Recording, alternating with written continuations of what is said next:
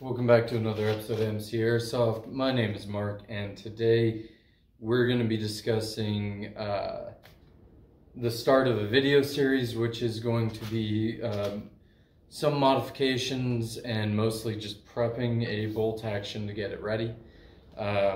Not sure how many videos I'm going to be doing for this series, but we'll see.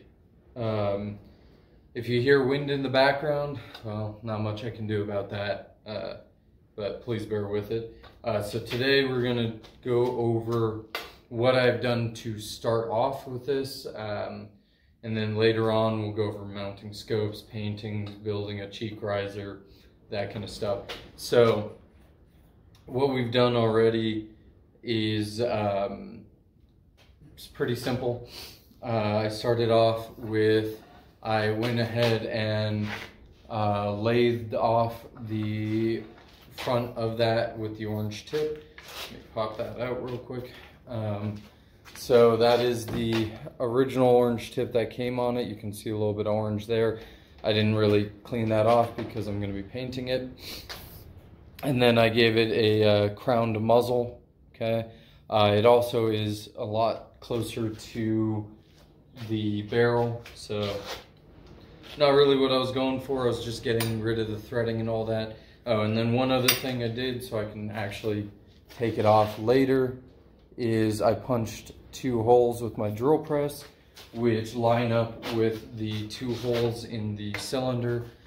Same size, same everything. Eventually I'm going to get around to making a tool specific to it, because I'm a big believer in self-contained units. One of the things I did in the back there, you can see it's filled with foam, but it's got my screwdriver, a little stiff in there. It's got the pair of forceps, again, just until I can make a tool, but these forceps fit perfectly into those 2 holes. Right, so you can get in there and turn it pretty easily. So you can take apart both the bolt and you can take off the muzzle on the end there. And then the last thing in there right now is an Allen key, which fits the Allen keys that you use to take the receiver out of the stock. So that is the basics of that.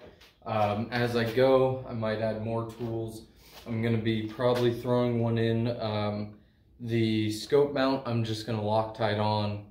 Shouldn't ever need to take off this rail. The scope rings, I'll probably throw in the buttstock, an Allen key that fits into the scope rings, so that way if I notice it's loose while I'm playing, then, or between games or whatever, I can tighten that down. I am going to be Loctiting it, but it's going to be handy to have those in the back there.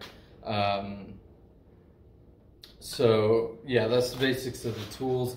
I might throw others in there as I go, depending on what I need, what I find I need to keep this thing running in the field. I played with a JG Bar 10, several of them over the years, and I'm not saying this is going to be as unreliable as those were, but you know, I'm not going to take that risk, right? Although I did purchase this one. We'll go into a full review in a later video, but I did purchase this one because supposedly out of the box it can take up to a 700 FPS spring without trigger issues, which is the big problem with upgrading bolt actions in Airsoft, is that once you get over a certain FPS, it's just going to rip apart that trigger, which is going to retains your piston. And then you have to start replacing a bunch of other stuff. So yeah, I went with this one because I did the math on how much I'd be spending if I was going to get like a JG even. Definitely the VSR 10 from Tokyo Marui, which is about the same price as these, but it comes built to shoot 1 joule instead of, I believe this shoots about 2.8 out of the box with 2s. It was advertised as 48 FPS. So we'll see. So far I've only chronoed it with 3s because that's what I had on hand, and it was shooting at about 410-ish. Pretty consistent, which was awesome. So I didn't touch the air seals. It seals up just fine. I checked that. I also went through same kind of foam, which is this green upholstery foam. I'm pretty sure I got it at Walmart, but you know, any kind of upholstery foam would do the trick. Went through, put upholstery foam, you take a little sliver of it, tape it around the inner barrel to make sure that you fill up that gap so it's not as loud. And then in the stock, I went through and put foam like you could see in the back there. So it's in front of the trigger, ahead of where the recoil, or behind where the recoil lug would be, pretty sure.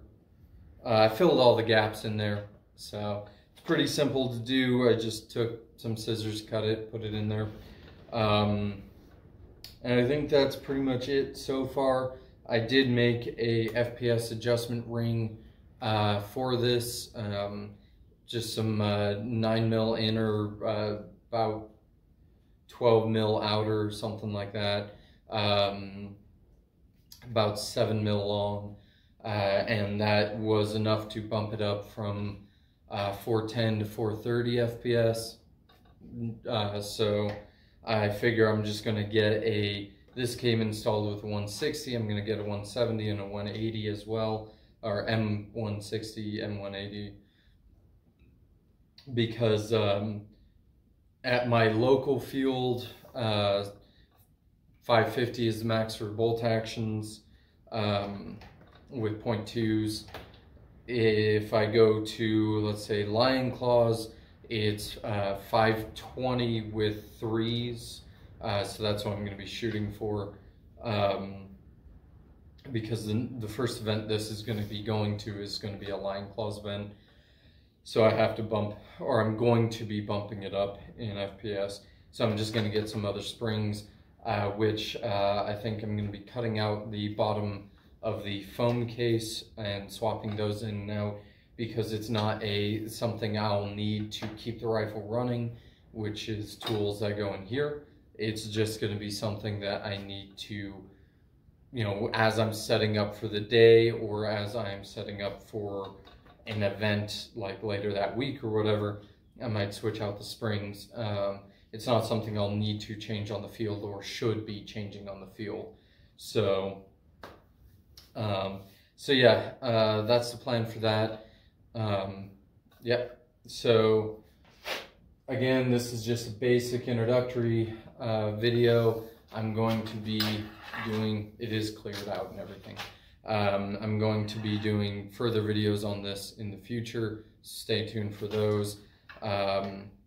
Yep. And until next time, stay safe and stay hydrated.